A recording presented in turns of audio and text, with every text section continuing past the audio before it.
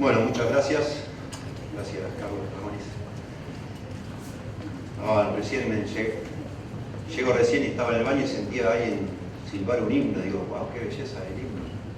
Qué lindo que en esta iglesia también canten ese himno. Y era Carlos. Sí. Nosotros en Lobos procuramos siempre estar investigando y buscando himnos del pasado que tienen letras con buena teología y procuramos cantar himnos.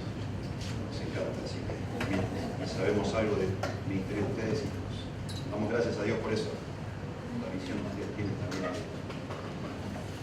Bueno, de que haya música con contenido, ¿no? Bíblico. ¿Se puede subir un poquito más? ¿Está bien ahí? ¿Ustedes escuchan? Bueno, por favor, abran la Biblia en Hechos, capítulo 20. Hechos, capítulo 20.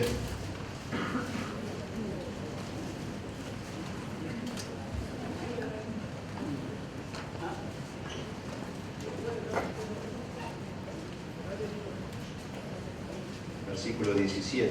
Antes de comenzar a leer, yo también agradezco a Dios por esta iglesia, agradezco por Adrián, por Cristian, son de mucho ánimo para todos nosotros. Y digo nosotros, no solo la iglesia del Lobo, sino otras iglesias que por la gracia de Dios también estamos procurando volver, o ya hemos vuelto por la gracia de Dios a la senda antigua de fijar las Escrituras, de que las Escrituras sean el centro de todo lo que se hace, que Dios sea el centro de la iglesia, el foco de nuestra adoración, el motivo de nuestra alabanza y no los hombres. Y a todos nos anima mucho ver cómo Dios está obrando acá, como en otros lugares, y también los que hemos visto desde digamos así, el momento de inflexión, cuando el pastor Adrián decidió empezar a tomar la Biblia como el centro de todo lo que se dice, cómo Dios ha empezado a obrar y cómo cada cosa va cayendo en su lugar con el tiempo. Y eso es hermoso y eso es lo que debe ser. Y es para todos nosotros también, por eso un estímulo, los que estamos tratando de hacer lo mismo. El pastor Ricardo Dario allá en Villa Regina haciendo lo mismo. José y bueno, hermoso motivarnos. Sentimos que estamos en un momento muy especial de la historia, donde parece que la iglesia evangélica en algunos casos ya ha tocado fondo, ya no hay más nada que inventar, más cosas absurdas que decir, y muchos hermanos están volviendo a la palabra, gracias a Dios, y gracias por los pastores, a los cuales Dios les ha abierto los ojos, nos ha abierto los ojos en su gracia y misericordia, y nos ha ayudado y nos ha dado iglesias fieles que nos acompañaron, ¿no?, en ese retorno a las Escrituras, y oramos para que Dios nos use dentro de nuestras iglesias, pero también para motivar a otros a hacer el mismo camino de vuelta, digamos, ¿no?, al Señor. Y yo celebro eso y celebro también que hagan una conferencia, entiendo que es el aniversario de la iglesia, ¿verdad? No. Bueno, pero que hagan una conferencia alrededor de lo que debe ser una iglesia sana, una iglesia bíblica. Celebro eso porque también hace falta para muchas personas. Es necesario entender cómo es el cuadro completo. Hay personas que no se animan a dar el salto. Y si no, no puede ser que el pastor, casi todo lo que haga sea estudiar y predicar, no puede ser. Todo lo que hay que hacer, con todos los ministerios, las actividades que hay que dirigir, imposible que el pastor se encierre a leer o a estudiar tanto, no se puede. Y sí se puede. Y gracias a Dios por otra vez los modelos que esos hermanos que aún no se animan pueden ver que el fruto espiritual, ¿no? Entiendo también que en iglesias como esta hay personas que han venido de varios lugares, saliendo de otros lugares, buscando algo que comer, algo sólido, algo con que crecer espiritualmente. Y supongo que para muchos de ustedes es como un oasis, encontrar una iglesia donde solo se abren las Escrituras y se procura que las Escrituras sean las que mandan, las que dirigen a todos. Bueno, mi señora se llama Mónica, que me acompaña siempre, gracias a Dios. Hoy también. Tenemos 3 hijos, el mayor tiene 25, se quedó a vivir en Estados Unidos y se casó hace 3 años. Mi hija Carolina tiene 23, también se quedó allá, pero gracias a Dios. Su marido está terminando de prepararse para volver a Argentina y sumarse a nuestro equipo de trabajo. Y bueno, Juan Pablo, mi hijo menor, está con nosotros. Así que también siempre nos acompaña y damos gracias a Dios por eso. Bueno, mi nombre es Alejandro y soy pastor en la ciudad de Lobos, una iglesia bautista como esta. Desde el año 90 estamos en Lobos, 25 años ya. Así que también muy contentos de estar sirviendo a Dios y de la misma forma empezando a hacer el ministerio de una manera como uno había aprendido y a mitad de camino, por la gracia de Dios, uno se quebrantó y se sintió avergonzado de hacer cualquier cosa. Y pidió perdón al Señor, primero a la iglesia después, y por la gracia de Dios uno pudo también rectificar y tenemos una iglesia preciosa atrás nuestro, apoyando todo lo que hacemos y felices y honrados, ¿no? Sintiendo que realmente Dios nos está llamando a hacer algo único en este momento, en nuestro querido país, en Argentina. Bueno, me pidió Adrián que tenga dos sermones, uno relacionado con el liderazgo plural de ancianos y otro con la predicación expositiva de las Escrituras, y me pareció que no era apropiado, si vamos a hablar de la predicación expositiva, dar un mensaje temático sobre la importancia de que la iglesia tenga un liderazgo plural de ancianos. Eso se puede demostrar juntando muchos textos, mostrando muchos textos. Pero me pareció que era mejor tomar un texto de las Escrituras y exponerlo y dejar que el texto hable y no tratar de usar ningún texto para decir lo que quisiéramos decir. Eso no estaría bien, sería una contradicción. Queremos que el Señor hable y más allá de lo que nos gustaría enfatizar, queremos que el Señor hable con su palabra, entonces me pareció que este es un texto apropiado. Es un texto único, Hechos capítulo 20, a partir del verso 18 comienza un discurso de Pablo. Vamos a leerlo entonces desde el verso 17. Es el discurso de despedida del apóstol Pablo a estos hermanos ancianos de la ciudad de Éfeso. Dice: enviando pues desde Mileto a Éfeso, hizo llamar a los ancianos de la iglesia. Cuando vinieron a él les dijo: vosotros sabéis cómo me he comportado entre vosotros todo el tiempo, desde el primer día que entré en Asia, sirviendo al Señor con toda humildad y con muchas lágrimas y pruebas que me han venido por las acechanzas de los judíos. Y como nada que fuese útil, he rehuido de anunciaros y enseñaros públicamente y por las casas, testificando a judíos y a gentiles acerca del arrepentimiento para con Dios y de la fe en nuestro Señor Jesucristo. Ahora he aquí, ligado yo en espíritu, voy a Jerusalén sin saber lo que allá me ha de acontecer, salvo que el Espíritu Santo por todas las ciudades me da testimonio diciendo que me esperan prisiones y tribulaciones.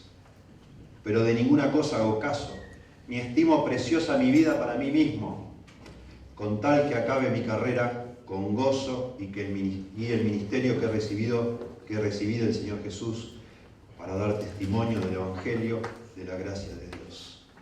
Y ahora he aquí que yo sé que ninguno de todos vosotros, entre quienes he pasado predicando el reino de Dios, verá más mi rostro. Por tanto, yo os protesto en el día de hoy que estoy limpio de la sangre de todos, porque no he rehuido anunciaros todo el consejo de Dios. Por tanto, mirad por vosotros y por todo el rebaño en que el Espíritu Santo os ha puesto por obispos para apacentar la iglesia del Señor, la cual Él ganó por su propia sangre. Porque yo sé que después de mi partida entrarán en medio de vosotros lobos rapaces que no perdonarán al rebaño, y de vosotros mismos se levantarán hombres que hablen cosas perversas para arrastrar tras sí a los discípulos. Por tanto, velad, acordándoos que por 3 años de noche y de día no he cesado de amonestar con lágrimas a cada uno. Y ahora, hermanos, os encomiendo a Dios y a la palabra de su gracia, que tiene poder para sobreedificaros y daros herencia con todos los santificados. Ni plata, ni oro, ni vestido de nadie he codiciado. Antes, vosotros sabéis que para lo que me ha sido necesario a mí y a los que están conmigo, estas manos me han servido. En todo os he enseñado que trabajando así se debe ayudar a los necesitados y recordar las palabras del Señor Jesús que dijo: bienaventurado es dar que recibir. Cuando hubo dicho estas cosas, se puso de rodillas y oró con todos ellos. Entonces hubo gran llanto de todos, y echándose al cuello de Pablo le besaban, doliéndose en gran manera por la palabra que dijo de que no verían más su rostro, y le acompañaron al barco.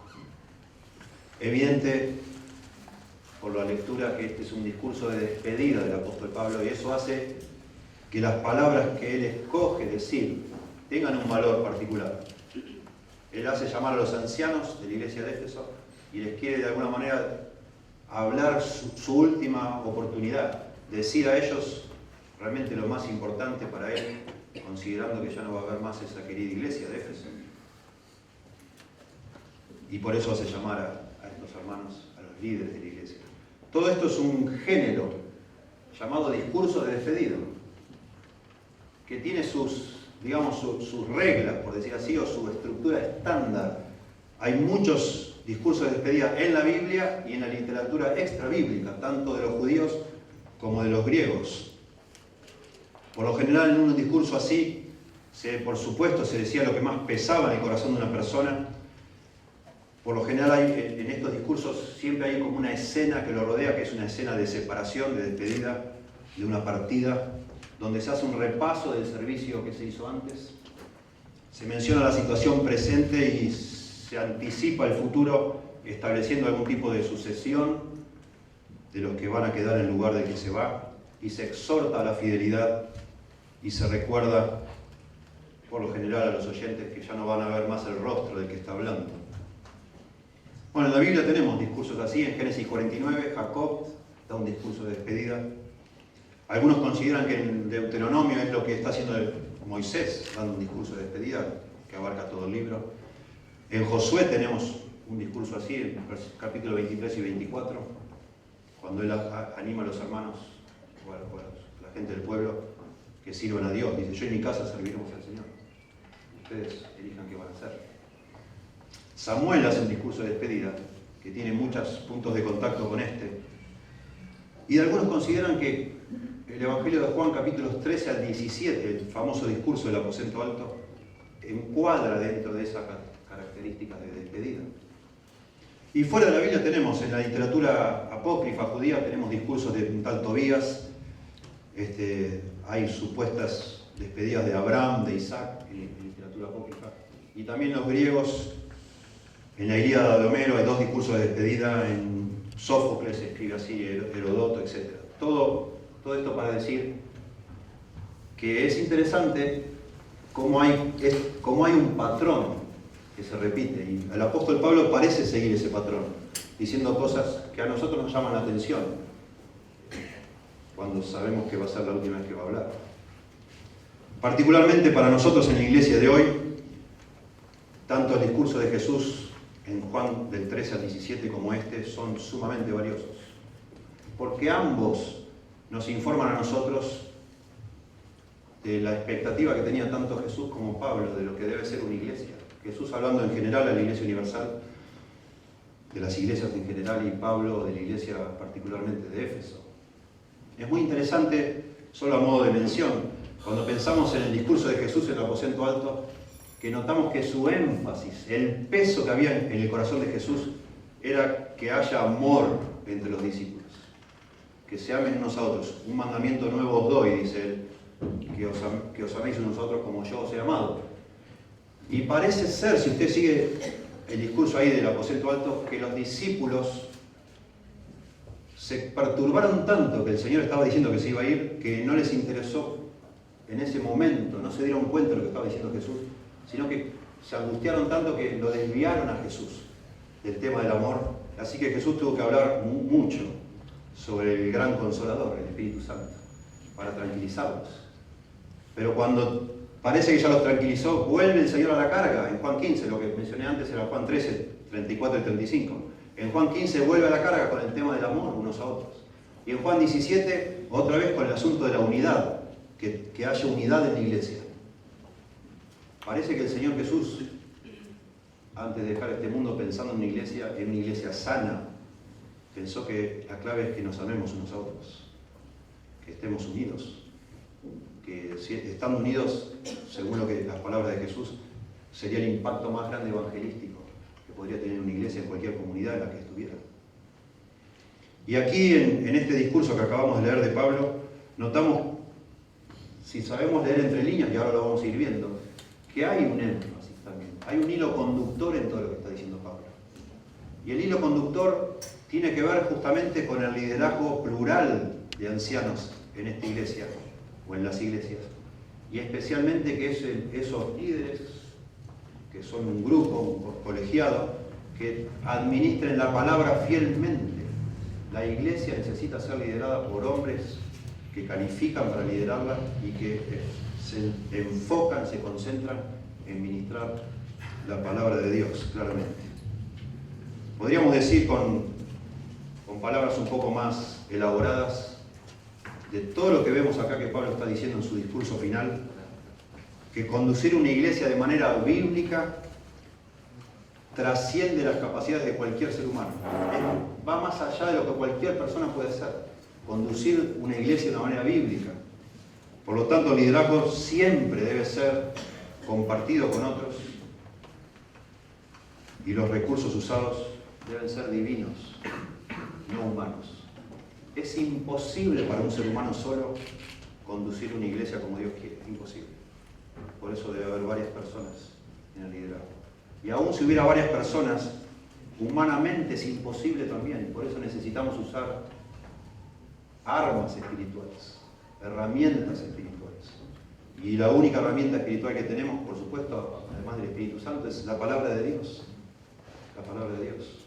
Cualquier otra cosa que uno haga va a ser solamente algo humano, que lo puede hacer cualquier persona. Va a ser como fundar el Club Social y Deportivo San Miguel, por decir, la sociedad de fomento, los rotarios de San Miguel o lo que sea, que uno piense, pero no la iglesia del Señor, claramente. Bueno, la estructura de este discurso, si ustedes me siguen mirando ahí en las escrituras, llama la atención. En 3 oportunidades aparece el adverbio griego nun, que se traduce ahora. Noten ustedes, en el verso 22 dice ahora, comenzando el verso 22.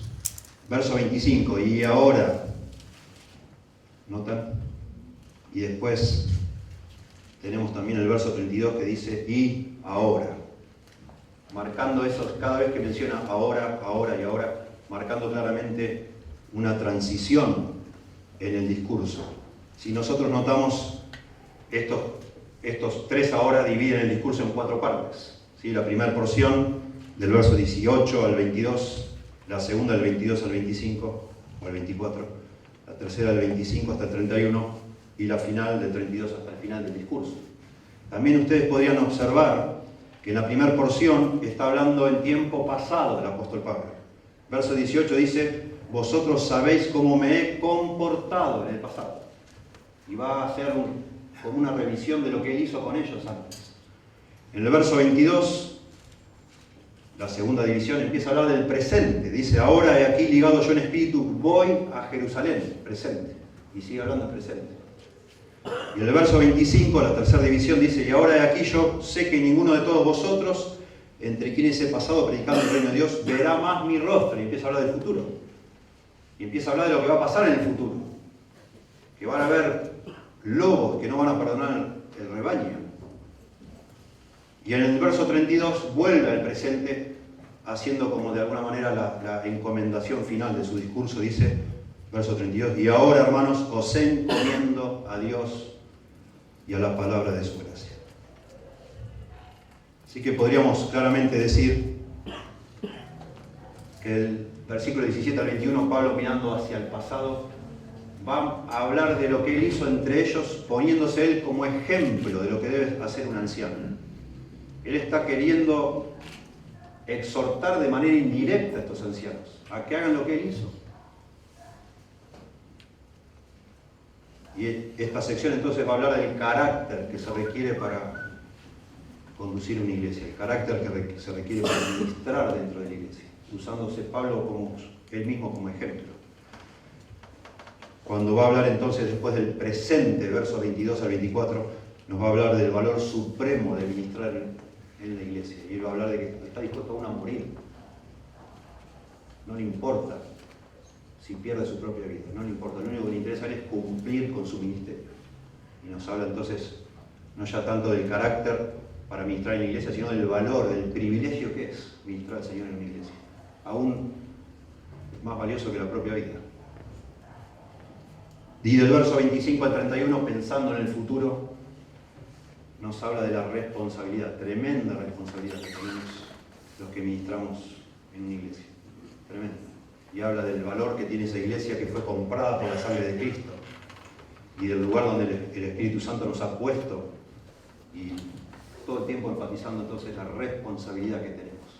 Y finalmente, al hacer la despedida final y la encomendación final, cuando lo encomienda a Dios y a la palabra que tiene poder para sobreedificaros, yo entiendo que ahí nos habla del poder verdadero que tenemos para hacer el ministerio, que es el poder de la palabra, realmente. Así que veamos en esta primera sesión, concentrémonos en el carácter de los que ministran en la iglesia, de los ancianos, y el enorme valor que tiene poder servir en la iglesia. Y no quiero hablar solo, acá está hablando a ancianos, claramente, ¿sí? Pero podemos, por extensión, pensar en cualquier persona que ministra en una iglesia, de alguna manera o de otra, tiene que calificar para que Dios le use, y tiene que también, por supuesto, considerar un privilegio, un honor. Así que se aplica claramente para todos nosotros. Es notable cuando uno escanea el libro de Hechos, que este es el único discurso de Pablo dirigido a creyentes.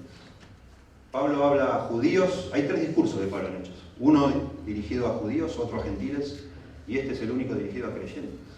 Muy interesante. Y no solo creyentes, sino a líderes de una iglesia. Entonces tiene un valor, tiene un gran valor para todos nosotros. Comienza el verso 17, dice: enviando pues desde Mileto a Éfeso, hizo llamar a los ancianos de la iglesia. Pablo no quería desviarse, Mileto estaba a 50 kilómetros de Éfeso. Él no quería ir hasta Éfeso, así que manda a llamar. Uno se pregunta por qué. Porque en esa época también mandar a llamar a alguien hasta que llegara el emisario, les avisara y se volvieran ellos, por lo menos pasaron 3 días. ¿Por qué no fue directamente Pablo y hablaba de una vez? Bueno, no lo sabemos, probablemente en Éfeso le esperaban muchas distracciones. Lo cierto es que él, solo a los ancianos de esta iglesia que él había fundado, para encomendarles todas estas palabras que vamos a ver. Llama enseguida la atención que los ancianos son varios. Dice los ancianos de la iglesia. La iglesia es una sola y los ancianos son varios.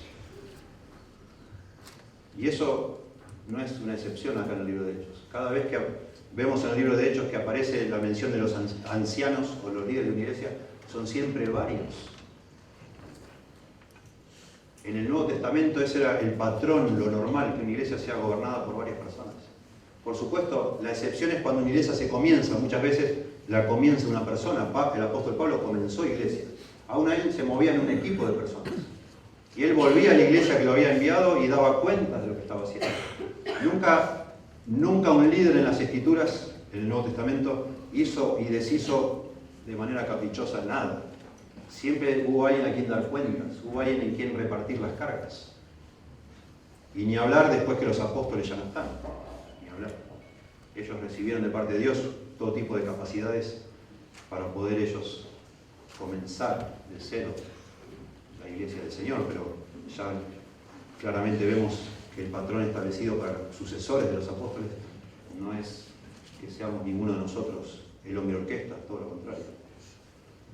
Dice en Hechos 14, 23, y constituyeron ancianos, de nuevo, plural, en cada iglesia, y habiendo orado con ayunos, los encomendaron al Señor en quien habían creído. De nuevo, va Pablo y va constituyendo ancianos en cada iglesia. Cada iglesia tenía varios ancianos. La palabra anciano es la palabra presbúteros, de donde sacamos la palabra presbítero, y se refiere a una persona madura. No es una persona necesariamente mayor en edad, sino madura espiritualmente. Y ese es un término tomado del judaísmo, así se gobernaban las sinagogas, con ancianos. Y los ancianos eran personas otra vez maduras, que habían demostrado tiempo de caminar con el Señor y madurez espiritual. A medida que vayamos desarrollando y entendiendo el texto, a mí me gustaría resaltar principios que van saliendo solos del texto, sin forzar nada. El primer principio acá claro es que el liderazgo de ancianos en una iglesia debe ser plural. Deben ser varias personas. Nosotros los bautistas, pensaba yo hace años, solo podemos tener un pastor y varios diáconos. Yo pensaba eso. Porque miraba lo que poco que leía o lo que poco que sabía, digo, bueno, no, el bautista sí, un pastor y varios diáconos. Pero yo, por lo menos yo percibía el peligro que es que uno solo tenga todo el poder de decisión. Entonces, lo más sano que se me ocurrió para no renegar de ser bautista es atribuir a los diáconos cierta capacidad de decisión como si fueran ancianos junto conmigo. Bueno, error. No es lo que la Biblia dice.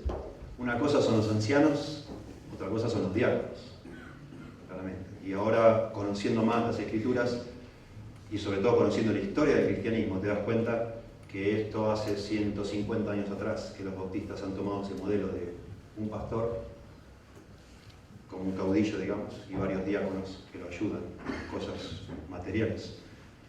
No necesariamente cuando una iglesia bautista decide tener un gobierno de varios ancianos, que es lo mismo que pastores, o varios pastores, está renegando de ser bautista, todo lo contrario. El modelo siempre, por supuesto, es el Nuevo Testamento. Y en el Nuevo Testamento el modelo claro es un liderazgo compartido. Y los diáconos en ningún lado se reúnen, en ningún lado deciden como si tuvieran, no sé, como si fuera un colegio de diáconos. No, los diáconos están para resolver asuntos materiales, necesidades físicas, como vemos en Hechos 6, y los ancianos para gobernar la iglesia. ¿Sí? Claramente, vamos a verlo más adelante, pero está claro en este texto también que anciano y pastor son la misma persona. No son oficios distintos. Primer principio entonces, el liderazgo en una iglesia debe ser plural. No debe haber una sola persona haciendo y deshaciendo todo.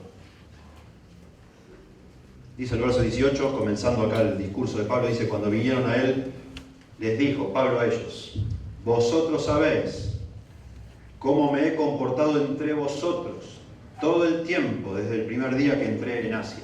Y está hablando a los ancianos. Dice: ustedes saben cómo me he comportado desde el día en que entré en Asia. Pablo estuvo casi 3 años en la ciudad de Éfeso. Estas personas estuvieron 3 años viendo cómo Pablo ministraba. Probablemente algunos de ellos habían sido ancianos en la sinagoga, no lo sabemos. Pablo solía ir a la sinagoga, predicaba ahí, hasta que lo echaban y después seguía fuera de la sinagoga predicando tanto a judíos como a gentiles, y así se comenzaba una iglesia. Pero es evidente, por lo que vemos en el libro de Hechos, que no esperaba tantos años, meses quizás, para enseguida nombrar ancianos en una iglesia. Así que es muy probable que él haya tomado personas ya maduras, convertidas quizá no hace tanto tiempo, pero maduras en las cosas del Señor. Probablemente el liderazgo que salía de la sinagoga, no lo sabemos. Y entonces les habla a estas personas y dice: ustedes saben cómo me he comportado entre vosotros todo el tiempo. Y va a empezar a hablar de su propia conducta, Pablo.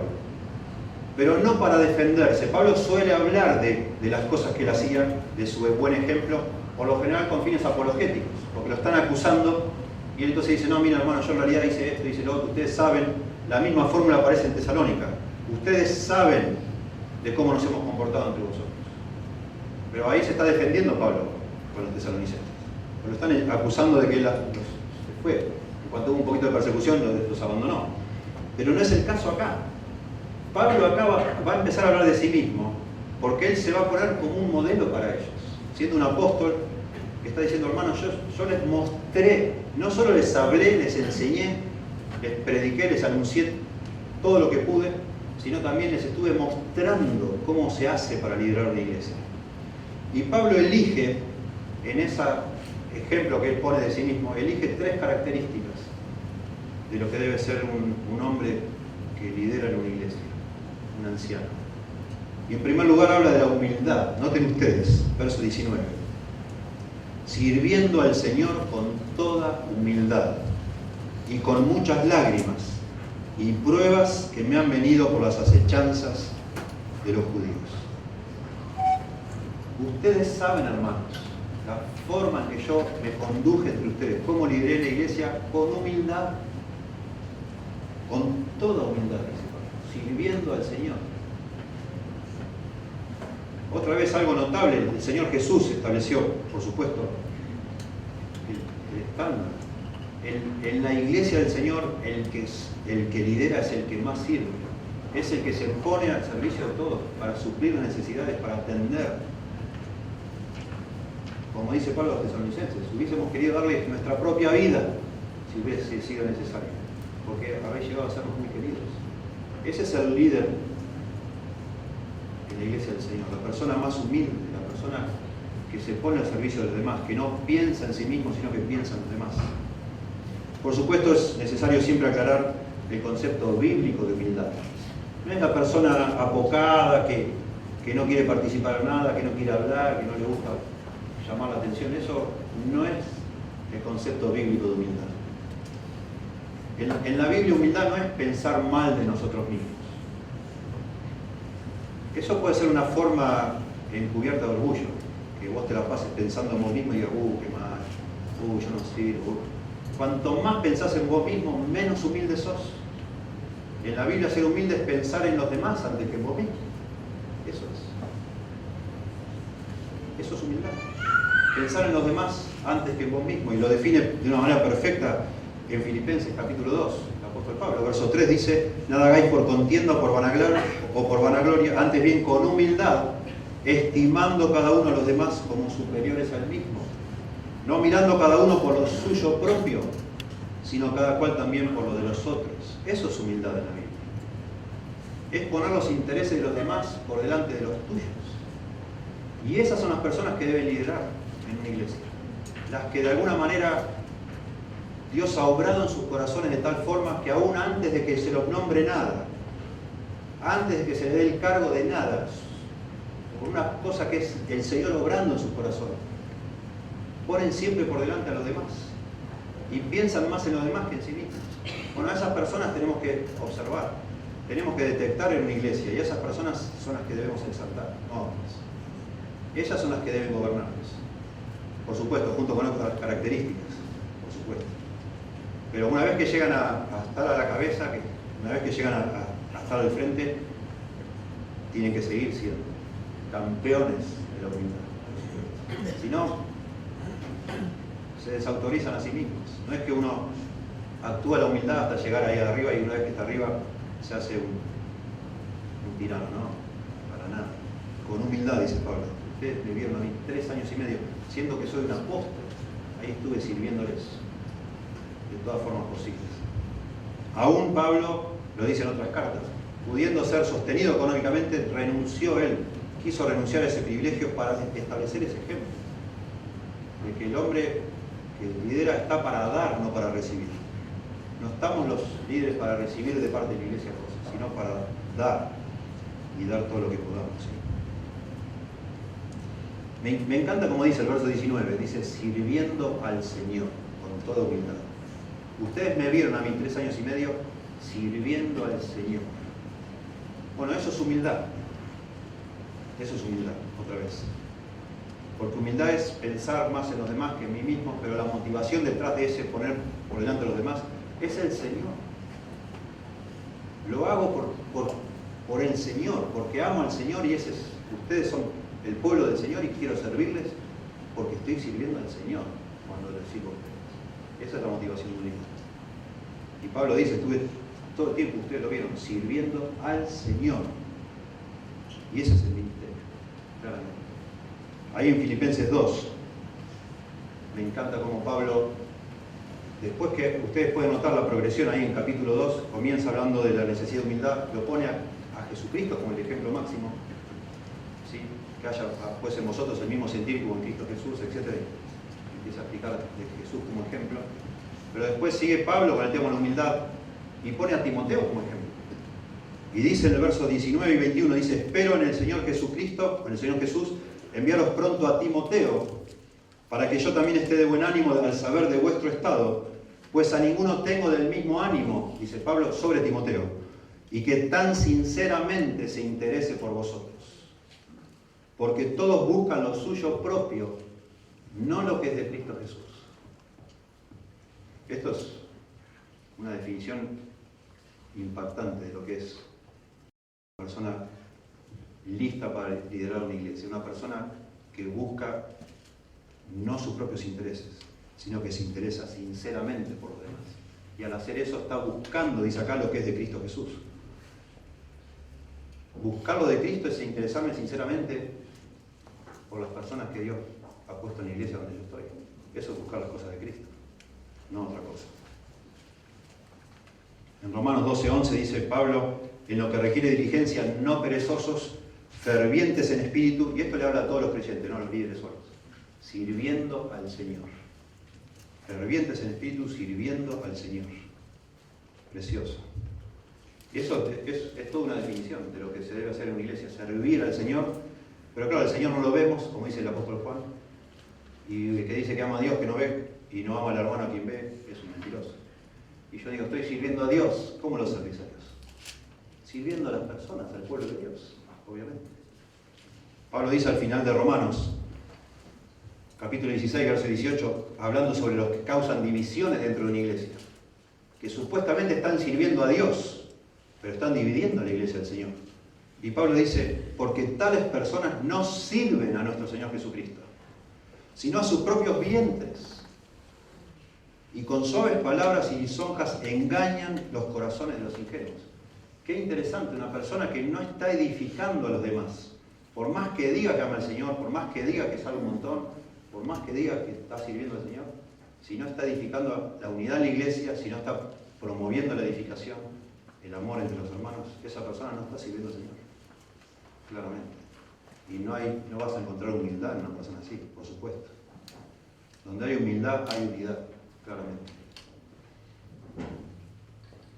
Bueno, y Pablo define, de alguna manera encuadra este ejemplo de humildad que él demostró, dice, con muchas lágrimas y pruebas que me han venido por las acechanzas de los judíos.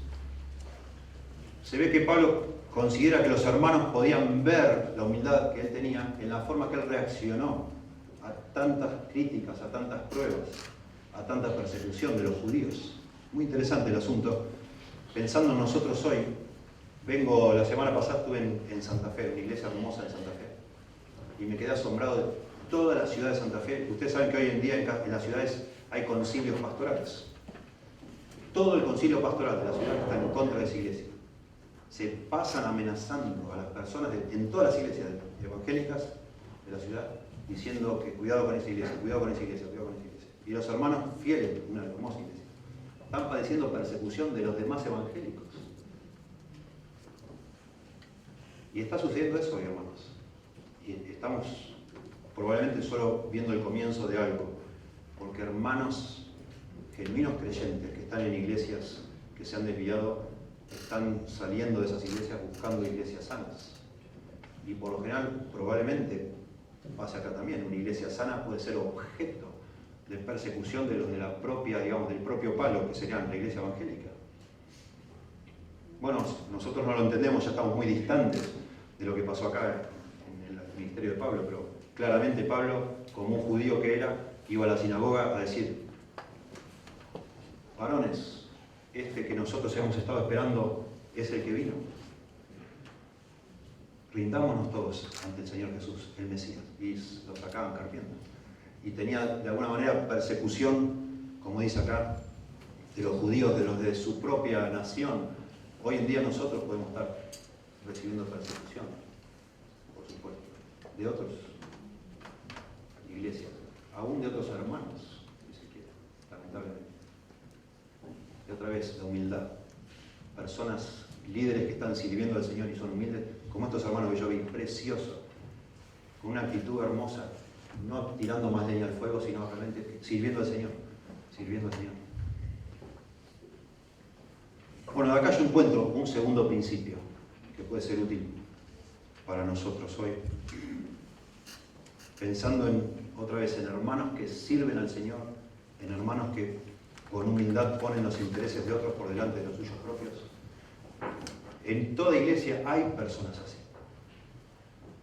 Y no necesitan que se nos nombre con un título oficial de algo para que estén sirviendo al Señor.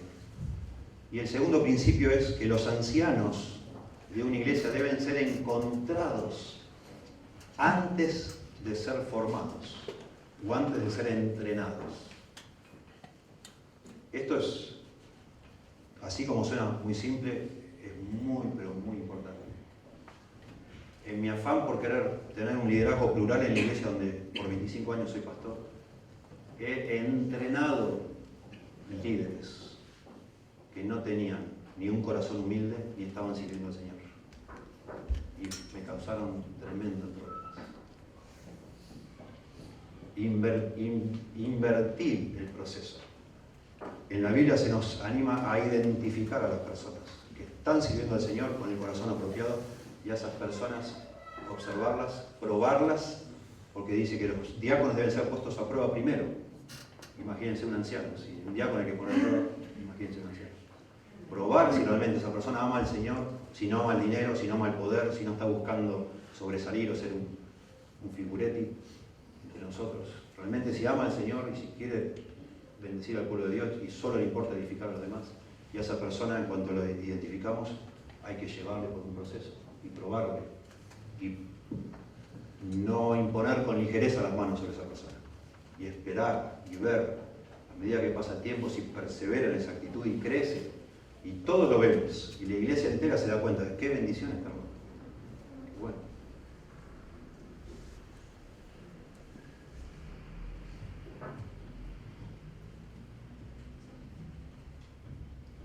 Dice el pastor Mark Dever, que ha escrito un montón sobre el tema del liderazgo de ancianos, dice: estas son las mejores clases de hombres, los que identificamos ya con ese corazón, para tener como ancianos.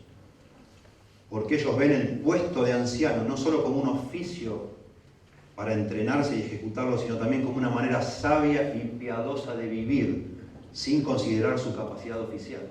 Porque son personas que ya están ejerciendo como ancianos sin que nadie les haya nombrado ancianos. Porque eso es lo que hace un anciano. Como hizo Pablo, sirve y sirve y sirve todo el tiempo al Señor con humildad y por supuesto edificando a la iglesia, a los hermanos. Esta es la clase de hombre que es más probable que sea fructífero y fiel como un anciano oficial, cuando se le nombre anciano. Bueno. Otro principio, tercer principio. Siendo que es tan importante que los líderes de la iglesia sean humildes. De nuevo, liderazgo plural de ancianos fomenta la humildad. Cada vez que yo invito a alguien a estar a la par mía para liderar la iglesia, yo estoy voluntariamente poniéndome en la posición de dar cuentas a alguien. Me esfuerzo a mí mismo por considerar lo que otro piensa, por considerar la opinión, por pedir consejo. Yo mismo, teniendo temor de mi corazón, trato de evitar la posibilidad de yo en orgullo señorear sobre los demás, ponerme en una posición donde nadie ya tenga nada que decir. Y eso es muy importante. Lamentablemente, en la historia nuestra como bautistas, lamentablemente, cuando una sola persona gobierna, a veces eso es el principio de un gran tropiezo, porque eso fomenta el orgullo. ¿Quién soy yo? ¿Por qué no puedo dar cuenta? ¿Por qué no dejo que alguien también opine y al final a veces renuncio a mi gran idea y escucho la idea de otro y acepto y sigo la idea de otro? Ese liderazgo estilo capanga que a veces hay, eso alimenta el orgullo, por supuesto, al revés. Y el liderazgo compartido alimenta la humildad, porque obviamente no siempre uno está de acuerdo con lo que otro hermano piensa, y necesita uno seguir orando, y necesita seguir conversando y llegar a un acuerdo para liderar. Es una bendición cuando una iglesia tiene esa clase de liderazgo, claramente. Y la iglesia está tranquila cuando ve que los 2, 3, 4, 5 ancianos se reúnen y sabe uno que no están todos en la misma página, porque uno los conoce, pero procuran buscar de Dios la guía para llegar a un acuerdo, llegar a una unanimidad. Y eso refleja humildad, refleja a personas que están buscando sabiduría y que no se la creen, claramente. Bueno, y otro principio, cuarto principio, acá mismo, pensando en esta persecución que tuvo Pablo y que cada iglesia fiel en algún momento u otro tiene, en un contexto de persecución el liderazgo compartido es mejor, porque el blanco de ataque se distribuye, digamos. Bueno, hoy en día están en ese proceso en la iglesia que yo acabo de visitar. Están en el proceso de promocionar a otros como ancianos. Hoy en día el único hermano que lidera esa iglesia es Satanás en esa iglesia. No saben, no lo tienen porque aprovechan que la iglesia tiene un solo líder y descalifican al hombre lo más que pueden de manera personal. Y es un peligro también. El hombre camina con, no sé, con una lupa sobre él, todo lo que hace, está todo el mundo observándolo. Y acusándolo a él, a su señora, a los hijos pobrecitos, están bajo una presión tremenda también. Imagínense, cuando el liderazgo es compartido, la presión sigue, pero bueno, ya no es uno solo el que está como blanco de todas esas críticas o de toda esa persecución. Bueno, el verso 20, Pablo nos da la segunda característica, dice: como nada que fuese útil, he rehuido de anunciaros y enseñaros públicamente y por las casas. La primera característica de Pablo como líder es que fue humilde. La segunda es que él fue una persona franca. Él no le escapó a nada, a ningún tema. Lo que fuera necesario que algún hermano escuchara, lo iba a escuchar. No le hacía, decimos nosotros, no le hacía asco a nada, Pablo. No le daba temor nada. Decía, bueno, es necesario, lo necesita. Por eso acá habla del concepto de lo que fuese útil. Es necesario que este hermano o esta hermana escuchen esto. Se los voy a decir, aunque a partir de mañana yo sea, ya no me quieran tanto, pero se los voy a decir igual. Y no necesariamente esto implica conversaciones privadas o personales. De pronto implica también, porque acá lo dice, no he rehuido de anunciaros y enseñaros públicamente y por las casas. Implica que toca hablar de un tema en el púlpito y lo habla uno. Y dice, bueno, no les va a gustar que hable yo de esto. Yo voy a hablar igual. Entiendo que es lo que el Señor dice en la palabra y es necesario que se escuche. Y lo voy a decir. Y espero que la gente, que el Señor les ayude a digerir esto. Pero lo tenemos que hablar.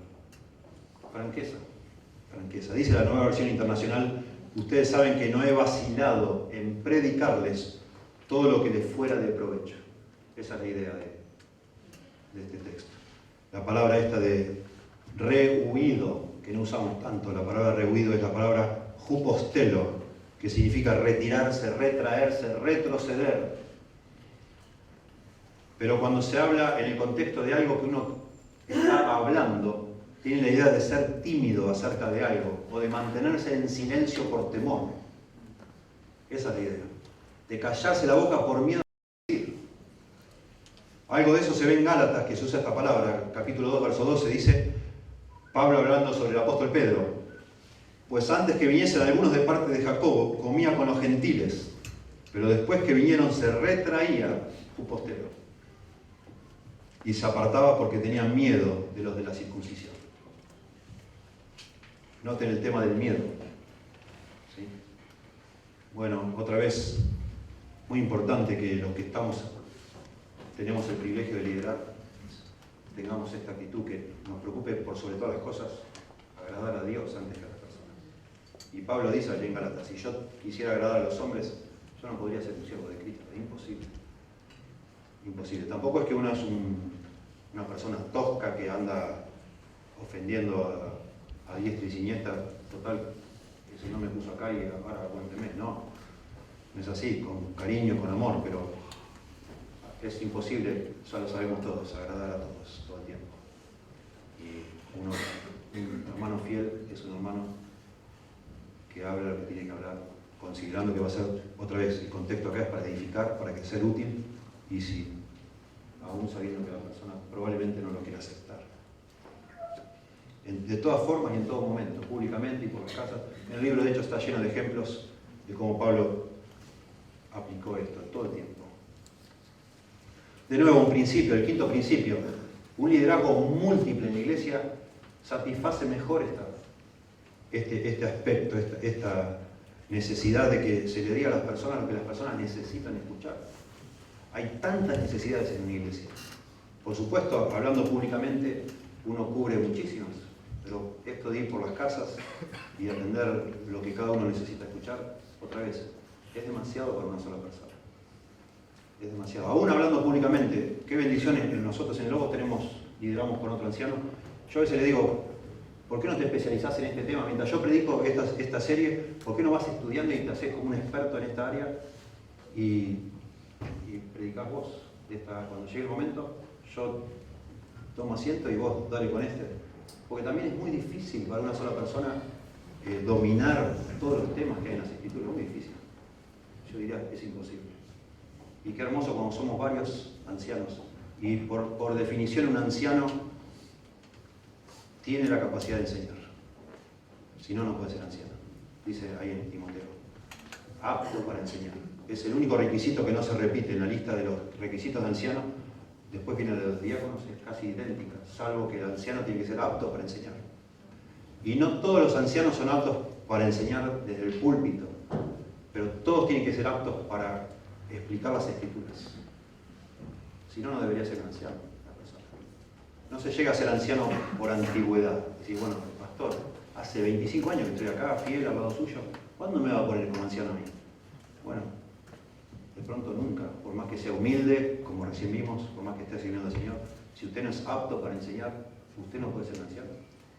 Y está bien, siga sirviendo al Señor en el área, de pronto es un diácono, y libera al pastor de las cosas materiales, físicas, necesidades, para que él estudie más, que sea más útil en eso.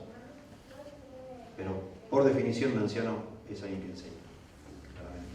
Y otra vez, más ancianos hay en una iglesia que califican, que son ejemplos, mejor, más variada es la enseñanza, más se suplen las necesidades.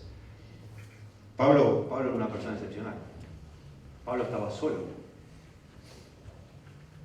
Probablemente, por lo que dice en 1 Corintios 10, decidió estar solo justamente para tener más tiempo para hacer tanto como él hacía. Una persona que tiene una familia, que tiene un trabajo secular, no da abasto, es casi imposible que pueda hacer esto con fidelidad. De nuevo, liderazgo compartido. Y en tercer lugar, dice el verso 21, Pablo, otra característica, dice, testificando a judíos y a gentiles acerca del arrepentimiento para con Dios y de la fe en nuestro Señor, dice. Y esto es la tercera característica, se suele llamado imparcialidad. Pablo lo dice acá como si fuera un modelo que él estableció, que él no solo se concentró en los judíos, sino en judíos y gentiles, o tampoco solo en los gentiles, sino que de alguna manera él procuró, sin ningún tipo de favoritismos, ministrar a quien sea.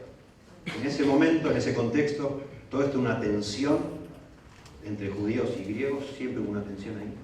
Hoy no la tenemos esa tensión, pero sí en una iglesia hay tensión entre ricos y pobres, entre solteros y casados, distintos grupos, personas mayores, personas jóvenes y mayores, etc.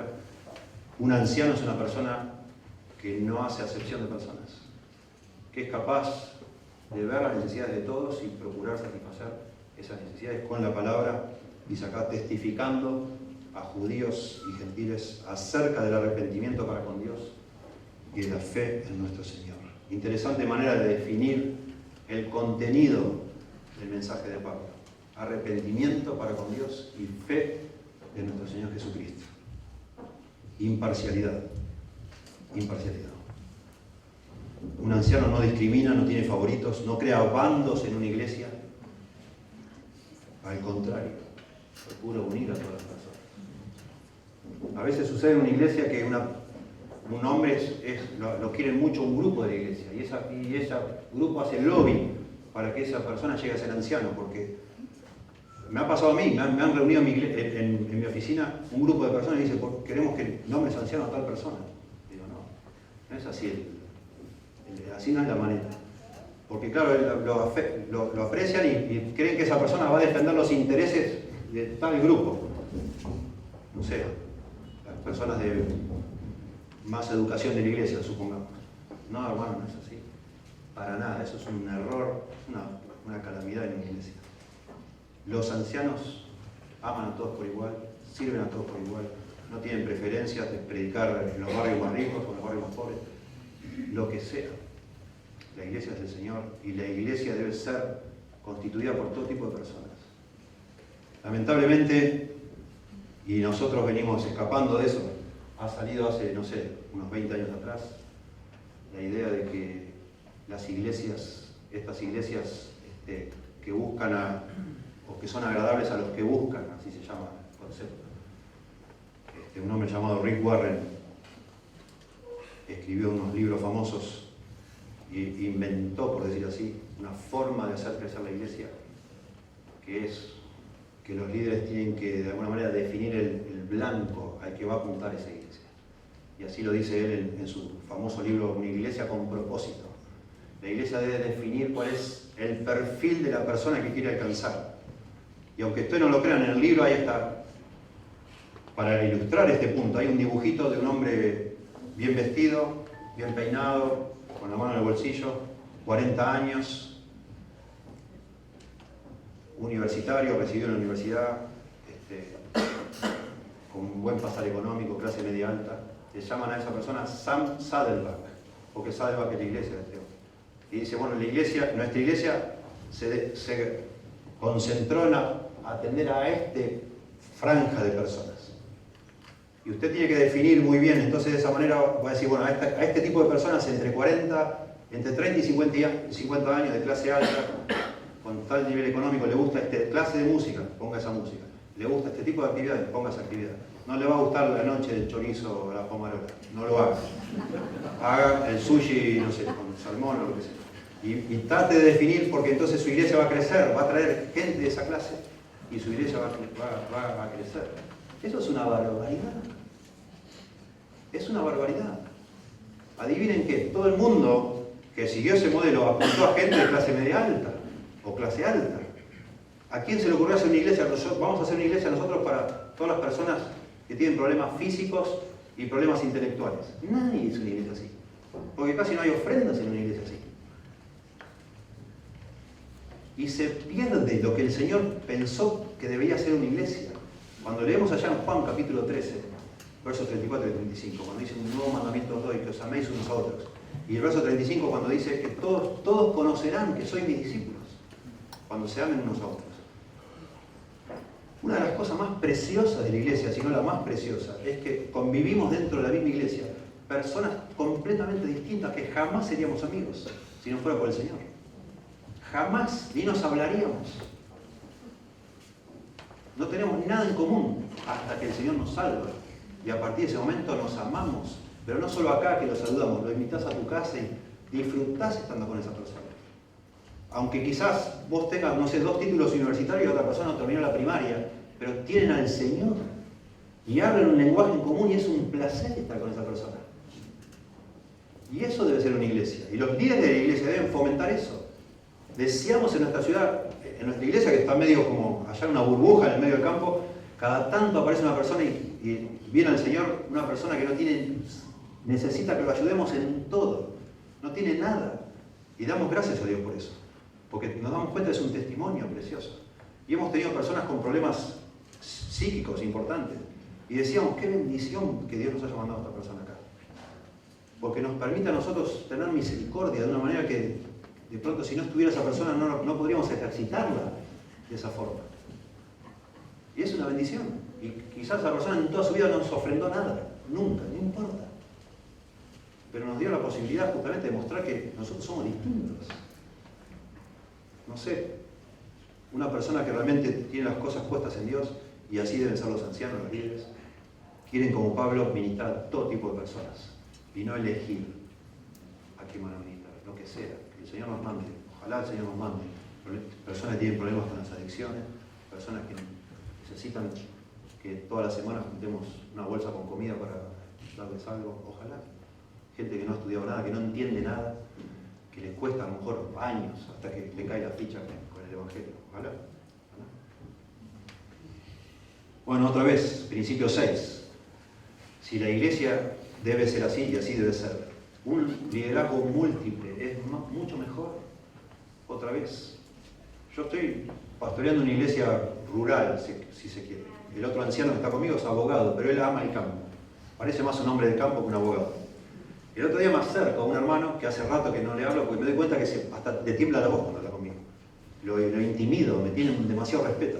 Y me acerco y le digo, ¿cómo te vas? Tanto tiempo. Él me había dicho que le costaba mucho tener seguridad de la salvación, probablemente dice, yo no sé si soy creyente, y probablemente todavía no lo sé.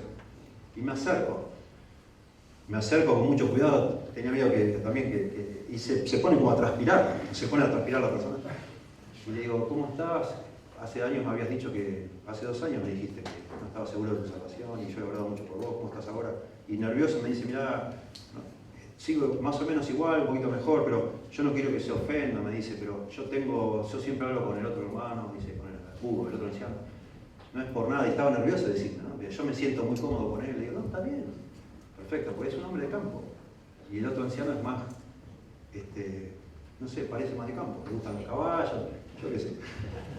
Una bendición. En este contexto, otra vez, como mencionamos, tratar de ser imparciales. Por supuesto que ni el otro anciano ni yo tenemos problemas con nadie, pero la gente es normal que sienta afinidad con uno y con otro. Y está bárbaro cuando en una iglesia donde hay muchas personas que califican para ser ancianos, que se piense también a la hora de subir personas al grupo de ancianos, que tratemos de tener variedad en los dones, en los estilos, en las formas, también para poder ministrar mejor a todo tipo de personas. Bueno, todo esto que estábamos mencionando, la humildad de Pablo, la franqueza y la imparcialidad, tiene que ver con el carácter que se requiere para ministrar en una iglesia. Déjenme agregar a esto para redondear esta primera presentación, que Pablo ahora, a partir del verso 22, va a hablar del valor que tiene el ministerio. Estamos tratando de pensar que conducir una iglesia de una manera bíblica escapa a la capacidad que tiene una sola persona. Es imposible. Por eso se requiere que el liderazgo sea compartido y que se utilicen medios espirituales, cosa que vamos a enfatizar más en la segunda parte. Y decimos que el carácter que se requiere, humildad, franqueza, imparcialidad, todo de alguna manera apunta a ese gobierno plural. Y ahora Pablo habla del valor supremo que tiene ministrar en una iglesia. Y Pablo dice, ahora hablando del presente, verso 22, ahora aquí ligado yo en espíritu, voy a Jerusalén sin saber lo que allá me ha de acontecer. Salvo que el Espíritu Santo por todas las ciudades me da testimonio diciendo que me esperan prisiones y tribulaciones. Pero de ninguna cosa hago caso, ni estimo preciosa mi vida para mí mismo, con tal de que acabe mi carrera con gozo y el ministerio que recibí del Señor Jesús para dar testimonio del Evangelio de la gracia de Dios. Él decide compartir esto también con los ancianos de Éfeso, y yo entiendo que entre líneas el apóstol sigue dando un ejemplo a ellos. Y sigue de alguna manera bajando líneas y remachando, no solo diciendo, hermanos, oren por mí, me van a pasar cosas malas. Por lo que vemos no le importa demasiado a Pablo. Lo han tratado de convencer en otras ciudades de que no vaya a Jerusalén y él dice, ya, déjenme tranquilo, hermano. Yo voy a ir igual, y si tengo que morir, voy a morir. Él no está tratando de dar lástima a los demás ancianos de lo que le va a pasar, sino continúa él tratando de ser un modelo para ellos. Claramente. Es claro que las personas que las exaltamos para que nos lideren deben ser las personas que están hasta dispuestas aún hasta morir por la causa del Señor. Son las personas que viven, respiran las cosas del Señor. Que viven para el Señor. La iglesia, algunos de nosotros amamos la iglesia del Señor, amamos al Señor y por tanto amamos la iglesia del Señor, y si pudiéramos dormiríamos acá abajo del púlpito. Porque es lo que es nuestra vida, y gracias a Dios por eso, es la obra del Señor, ¿verdad? Y Pablo así era, palpitaba por la iglesia, y los ancianos de una iglesia deben, de alguna manera, manifestar eso. Viven para el Señor, viven para las cosas del Señor.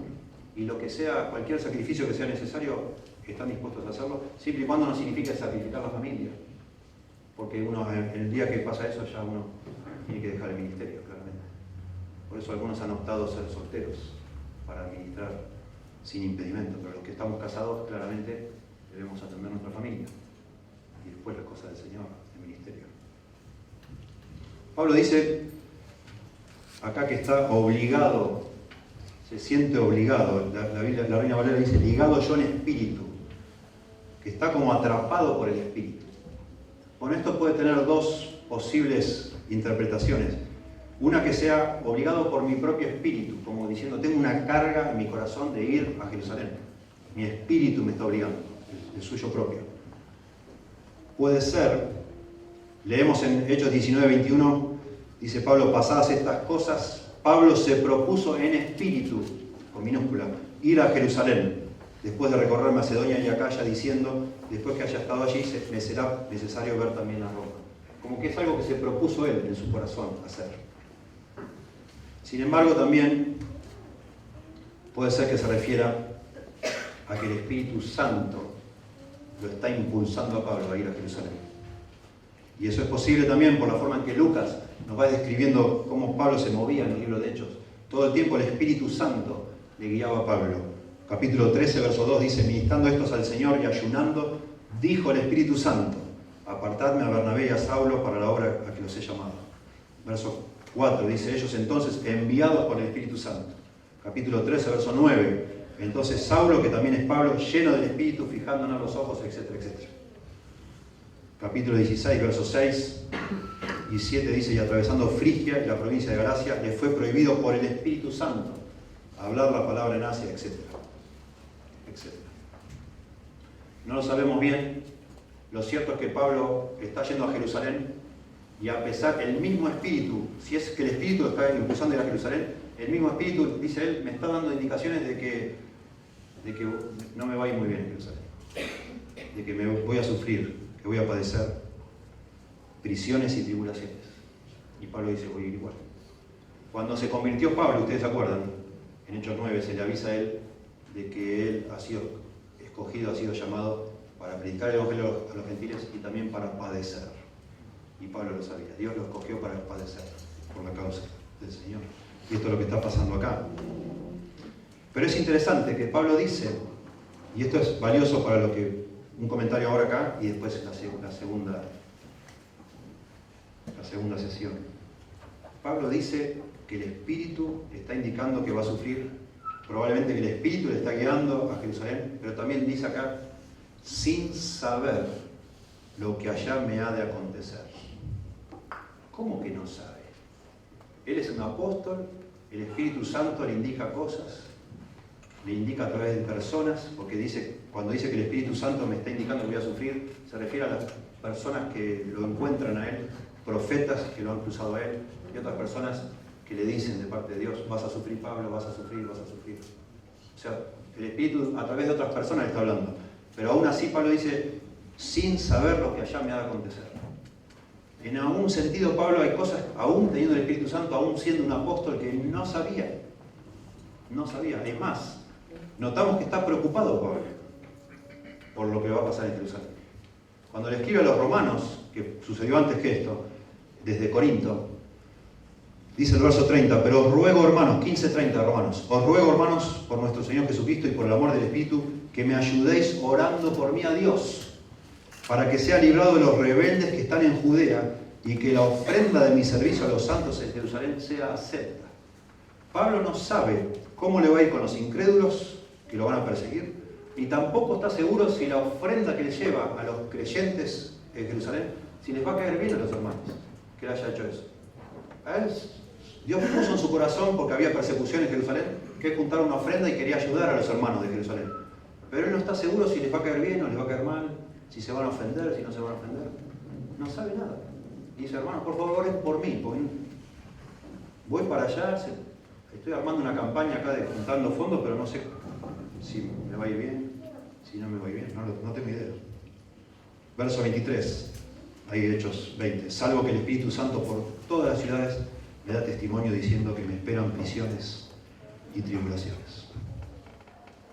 Y eso lo pueden ver ustedes en 21:4, 21:10 al 12. Todo el mundo le está diciendo, Pablo, no vayas, te van a atrapar, te van a atar los judíos en Jerusalén. Dice un profeta que se ata con un cinto, Agabo, capítulo 21. Y te entregarán en manos de los gentiles, le dice este hombre. Al oír esto, dice Lucas, que está contando en el libro de Hechos, le rogamos nosotros, dice Lucas, colaborador de Pablo, le rogamos nosotros y los de aquel lugar que no subiese a Jerusalén. Y Pablo dice, bueno, ya déjenme, voy a ir, me van a hacer llorar. déjenme tranquilo. Pablo al contrario dice, de ninguna cosa hago caso, ni estimo preciosa mi vida para mí mismo, con tal de que acabe mi carrera con gozo y el ministerio que recibí del Señor Jesús, para dar testimonio del Evangelio, de la gracia de Dios. Bueno, de nuevo una exhortación preciosa a los líderes de una iglesia. El ministerio no es acerca de lo que yo quiero, lo que a mí me gustaría, el sueño, me encantaría, no es acerca de nosotros el ministerio. No importa a nosotros. Dios dirá lo que va a hacer, si vamos a tener éxito, no vamos a tener éxito, si alguien se va a fijar en lo que hacemos, nadie se va a fijar nada, si terminamos anónimos y no vemos ni siquiera fruto de lo que hicimos, no interesa eso. Lamentablemente, es triste decirlo, pero lamentablemente nosotros, tan humanos como somos, interponemos tantas veces nuestros deseos personales, nuestros sueños, y terminamos usando el ministerio para promovernos a nosotros. Cuando Pablo nos muestra exactamente lo contrario. Él perdió todo por el ministerio. Lo dejó todo. Dice él, con tal que acabe mi carrera con gozo. Qué hermoso que eso es lo que pone primero. Dice, lo único que me importa es terminar la carrera con gozo, dice Pablo. Wow. Y el ministerio que recibí del Señor Jesús. La idea es que cumplir el ministerio que recibí. Lo único que me importa es cumplir lo que se me encomendó hacer. Y ya. Si muero, no muero, si me va bien, no me va bien, no sé. Eso es cosa del Señor. Yo solo quiero ser fiel en lo que se me encomendó a mí. Para dar testimonio, dice, del Evangelio, de la gracia de Dios. Eso es todo lo que quiero hacer, nada más. Y todos sabemos, por 2 Corintios, capítulo 4 y capítulo 6, las penalidades de Pablo, ¿no? Pobre Pablo, las vivió todas. Pasaron las 1001. Y el hombre seguía adelante, y seguía adelante, y seguía adelante. Y sabemos también que no lo mataron en Jerusalén, sabemos que lo apresaron, sabemos que sufrió, que lo mandaron a Roma, que estuvo preso en Roma, que después lo liberaron, que siguió predicando. Y todo alrededor del ministerio del Señor, todo alrededor del llamado, de lo que Dios le había encomendado. Qué precioso.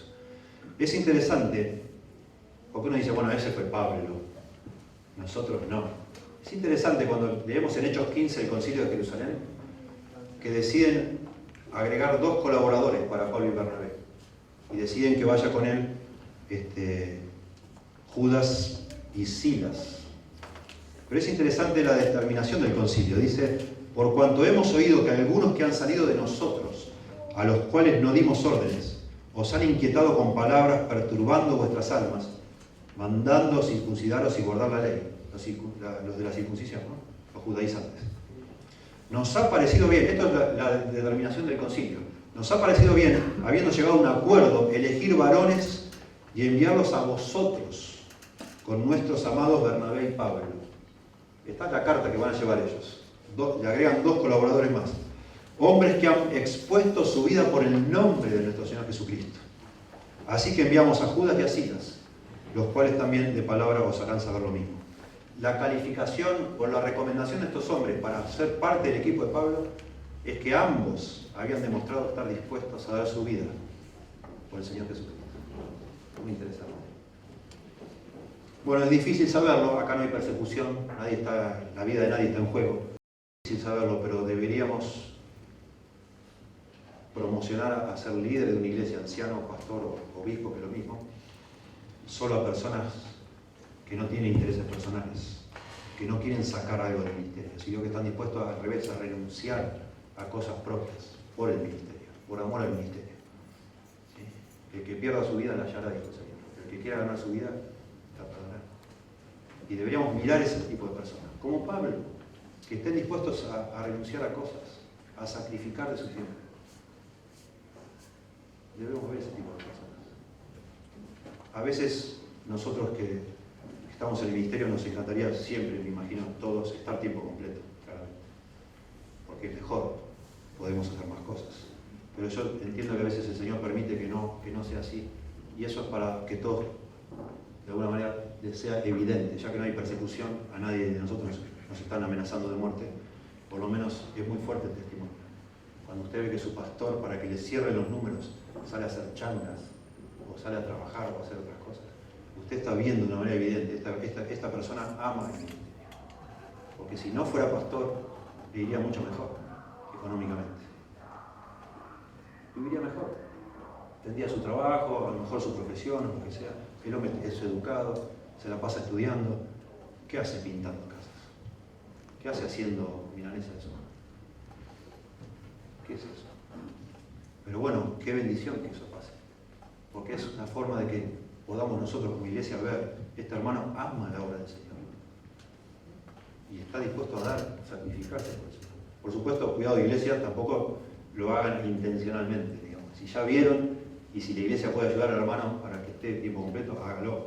Para que entonces todas estas cosas que estamos diciendo que es sobrehumano, lo pueda hacer bien, tenga más tiempo y lo haga con excelencia. Pero si en alguna circunstancia la persona tiene que trabajar, amén por eso. Y que se vea. Y cuando van a elegir a otra persona para que esté como líder en la iglesia, fíjense si es una persona realmente que quiere estar ahí para llamar la atención, para recibir algo, para tener poder, para tener dinero quizás. O quiero realmente para darlo todo. Y ese es el punto. ¿Sí? Bueno, déjenme dar 2 principios más y con esto terminamos. Principio séptimo.